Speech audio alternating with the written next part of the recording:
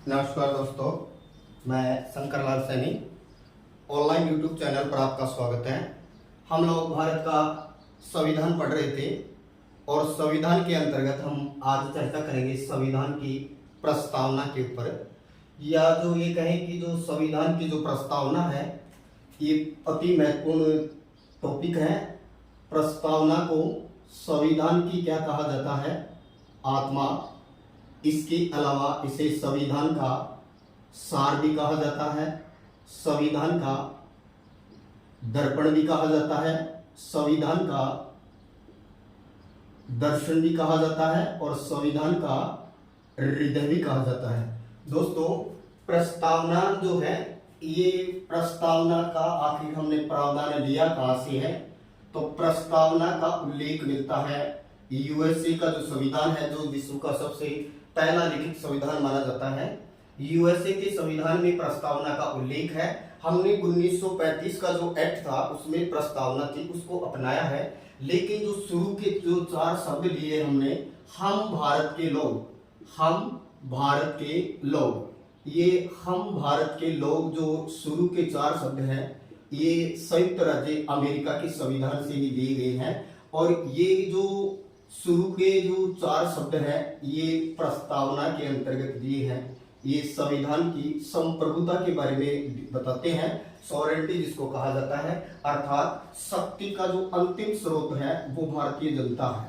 शक्ति का जो अंतिम स्रोत है वो भारतीय जनता है। अर्थात जैसा कि हमारे यहाँ जो लोकतंत्र है, उस लोकतंत्र में जो शासन या सत्ता का जो अंतिम स्रोत होता है वो भारतीय लोग यानी जनता ही होती है। तो वहां we are the people of America था, उसको we are the people of Indian कर दिया। शुरू के 4 शब्द हमने यूएसए के संविधान से लिए हैं। लेकिन हमने जो संविधान की जो प्रस्तावना है, इस प्रस्तावना की जो भाषा है, ये भाषा हमने ऑस्ट्रेलिया के संविधान से ली है।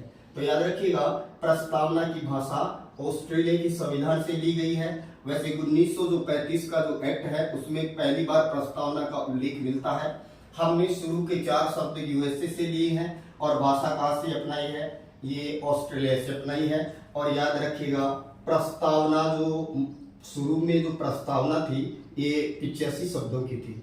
फर्स्ट में यानी शुरू में जो संविधान की जो प्रस्तावना थी ये कितने शब्दों की थी? 85 शब्दों की थी। तो दोस्तों, एक विद्वान हुआ है जिनका नाम मिलता है ठाकुर दास भार्गव।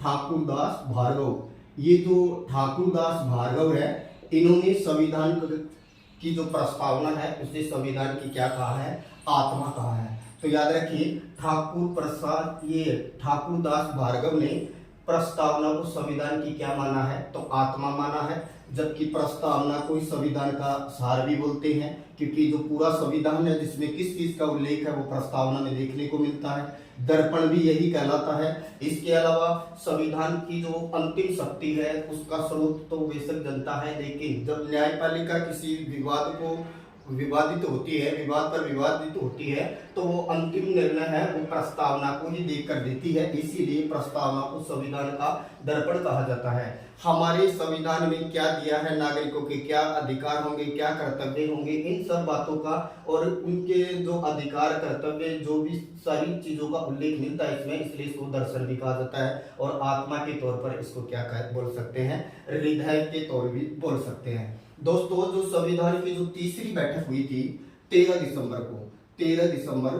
दिसंबर 1946 को जो संविधान सभा की जो तीसरी बैठक हुई थी, इस तीसरी बैठक के अंतर्गत है पंडित जवाहरलाल नेहरू द्वारा संविधान सभा का ये जो उद्देश्य प्रस्ताव पढ़े जाते हैं।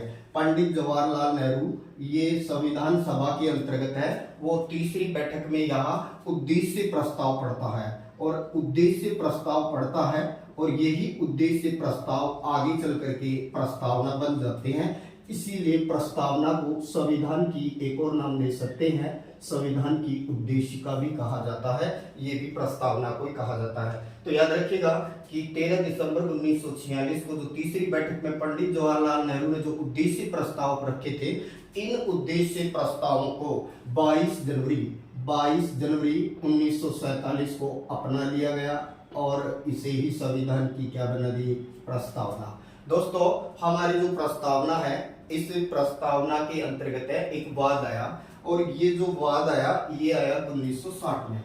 1960 का एक वाद है जिसको नाम दिया जाता है बेरूबारी यूनियन मामला या बेरूबारी यूनियन वाद। दोस्तों ये जो बेरूबारी यूनियन वाद था, इसमें सर्वोच्च न्यायालय यानी सुप्रीम कोर्ट ने अपना फैसला दिया कि प्रस्तावना संविधान का अंग नहीं है। याद रखिएगा 1960 के अंतर्गत है बेरूबारी यूनियन जो मामला आया, इसमें सुप्रीम कोर्ट ने ये कहा कि प्रस्तावना संविधान का अंग नहीं है, इसलिए संसद इसमें कोई संशोधन नहीं कर सकती। संसद इसमें कोई संशोधन नहीं कर सकती। ये मामला आया 1960 में। इस मामले को बदल दिया 1973 में, और 1973 में जो मामला आया ये था केशवानंद भारती बनाम केरल राज्य।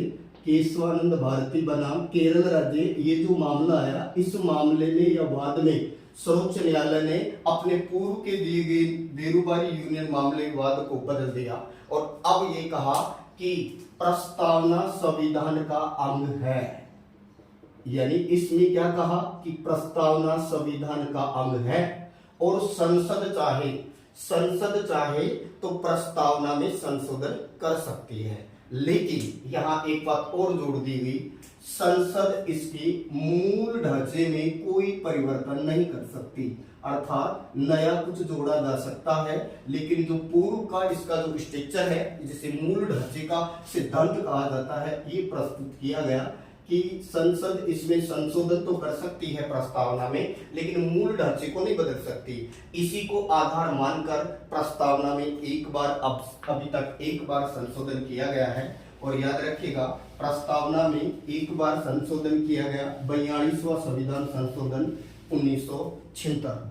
तो याद रखिए अब तक प्रस्तावना में कितने बार संशोधन हुआ है, तो याद रखिए केवल एक बार क्या हुआ है, संशोधन हुआ है। और ये संशोधन कब हुआ, 42वां संविधान जो संशोधन है, 42वां संविधान संशोधन 1976 में किया गया, और इसके अंतर्गत जोड़ा गया पंथ निरपेक्षता को जोड़ दिया। इसके अलावा समाजवाद जोड़ दिया इसमें, समाजवाद, और एक और जोड़ दिया इसमें अखंडता।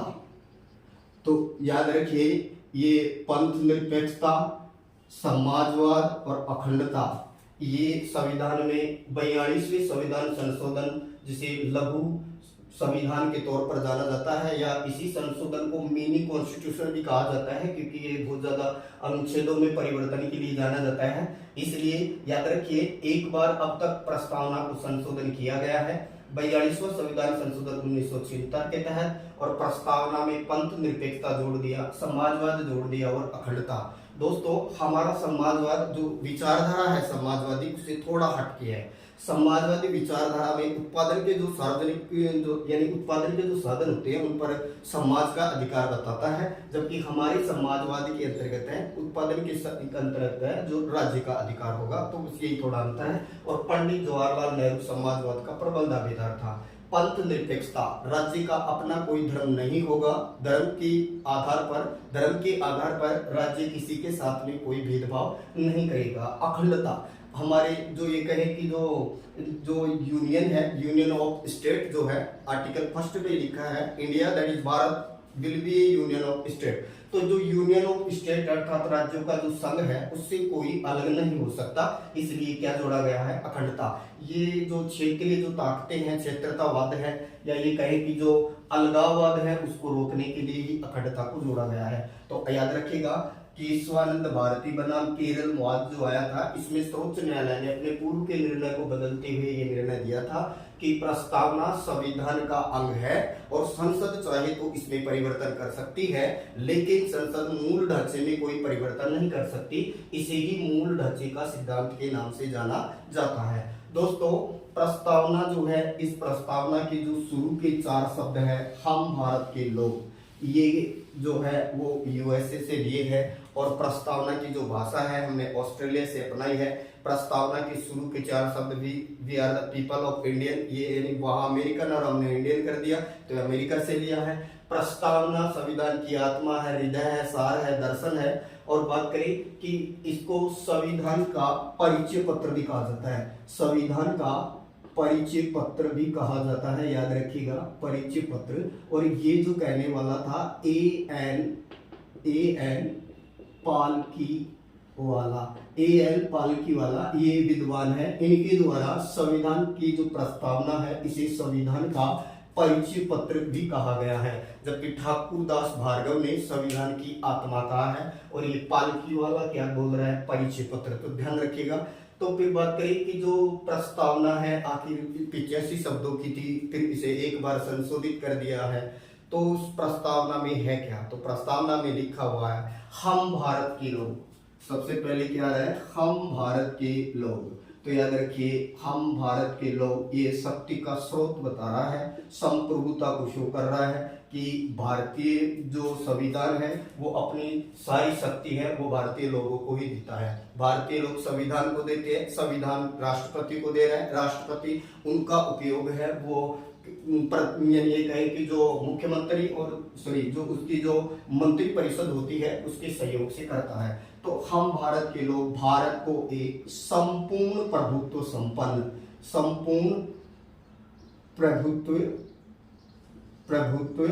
संपन्न बताया है। संपूर्ण प्रभुत्व संपन्न का मतलब ये है कि भारत अपने आंतरिक और बाह्य मामलों में बिल्कुल स्वतंत्र है, कोई दूसरा देश इसके आंतरिक या बाह्य मामलों में कोई हस्तक्षेप नहीं करेगा। इसी को कहा जाता है संपूर्ण प्रभुत्व संपन्न लोकतांत्रिक। याद रखिएगा हमने संविधान के अंतर्गत ही मान लिया हमारे यहाँ कौन सी शासन प्रणाली है, तो लोकतांत्रिक शासन प्रणाली है। तो याद रखिएगा लोकतंत्र अर्थात जनता का शासन। जैसा कि अब्राहम लिंकन ने कहा था democracy is the government of the people by the people and for the people. तो याद रखिएगा लोकतंत्र जनता का, जनता के लिए और जनता के द्वारा शासन है, जैसा कि अब्राहम लिंकन ने इसकी फेमस परिभाषा दी। एक और मिलेगा, हम भारत के लोग भारत को एक संपूर्ण प्रभुत्व संपन्न लोकतांत्रिक पंथ निरपेक्ष गणतंत्रात्मक पंथ निरपेक्ष का मतलब ये है कि राज्य का अपना कोई धर्म नहीं होगा, धर्म के आधार पर किसी के साथ कोई भेदभाव नहीं किया जाएगा। गणतंत्रात्मक, याद रखिएगा हमारा भारत गणतंत्र है क्योंकि हमारा जो राष्ट्रपति है, देश का जो फर्स्ट नागरिक है, वो जनता के द्वारा चुना जाता है, वो वंशानुगत नहीं होता है। याद रखिए हम ब्रिटेन को गणतंत्र नहीं बोल सकते क्योंकि वहाँ की जो रानी है वो वंशानुगत तौर पर है। तो याद रखिएगा हमारा भारत गणतंत्र है और गणतंत्र वाला जो प्रारूप है हमने फ्रांस से अपनाया है, याद रखिएगा। तो भारत एक गणतंत्र है क्योंकि राष्ट्रपति जनता के द्वारा चुना जाता है।